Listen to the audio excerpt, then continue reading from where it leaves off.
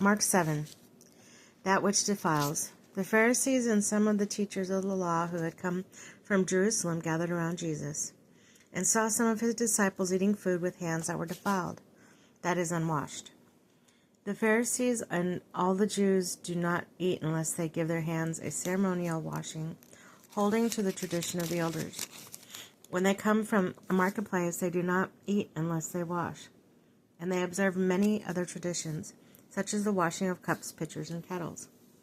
So Pharisees and teachers of the law asked Jesus, "Why don't your disciples live according to the traditions of the elders, instead of eating their food with defiled hands?" And he replied, "Isaiah was right when he prophesied about you hypocrites. As it is written, these people honor me with their lips, but their hearts are far from me. They worship me in vain. Their teachings are merely human rules. If you have let go of commands of God and are holding on to the human traditions," or it says you have let go of the commands of God and are holding on to human traditions. And he continued, you have a fine way of setting aside the commands of God in order to observe your own traditions. For Moses said, honor your father and mother, and anyone who curses their father or mother is to be put to death. But you say that if anyone declares that what might have been used to help their father or mother is Corban, that is devoted to God, then you no longer let them do anything for their father or mother. Thus you nullify the word of God by your tradition that you have handed down, and you do many things like that. Again, Jesus called the crowd to him and said, listen to me, everyone, and understand this.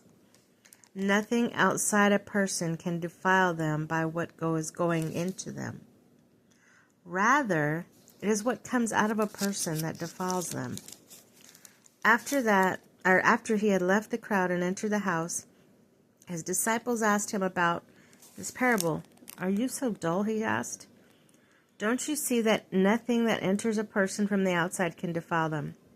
For it doesn't go into their heart, but in their stomach, and then out of the body. In saying this, Jesus declares all food clean. He went on, what comes out of a person is what defiles them. For it is from within, out of a person's heart, that evil thoughts come, sexual immorality, theft, murder, adultery, greed, malice, deceit, lewdness, envy, slander, arrogance, and folly. All of these evils come from inside and defile a person. Jesus honors a Syrophoenician woman's faith. Jesus left that place, and he went to the vicinity of Tyre. He entered a house and didn't want anyone to know it. Yet he could not keep his presence secret. In fact, as soon as she heard him, the woman whose little daughter was possessed by an impure spirit came and fell at his feet.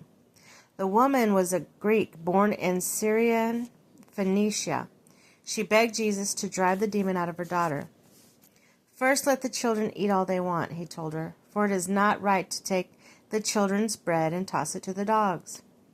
Lord, she replied, even the dogs under the table eat the children's crumbs. Then he told her, for such a reply you may go. The demon has left your daughter. She went home and found her child lying on the bed and the demon gone. Jesus healed a deaf and mute man. Then Jesus left the vicinity of Tyre and went through Sidon, down to the Sea of Galilee and into the region of Decapolis. There some people brought to him a man who was deaf and could hardly talk, and they begged Jesus to place his hand on him. They took him aside away from the crowd. Jesus put his fingers on the man's ears. Then he spit and touched the man's tongue.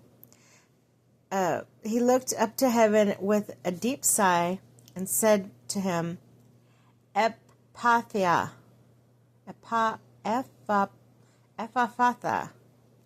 which means be opened. At this, the man's ears were opened, his tongue was loosened, and he began to speak plainly. Jesus commanded them not to tell anyone, but the more he did so, the more they kept talking about it. People were overwhelmed with amazement. He has done everything well, they said. He even makes the deaf hear and the mute speak.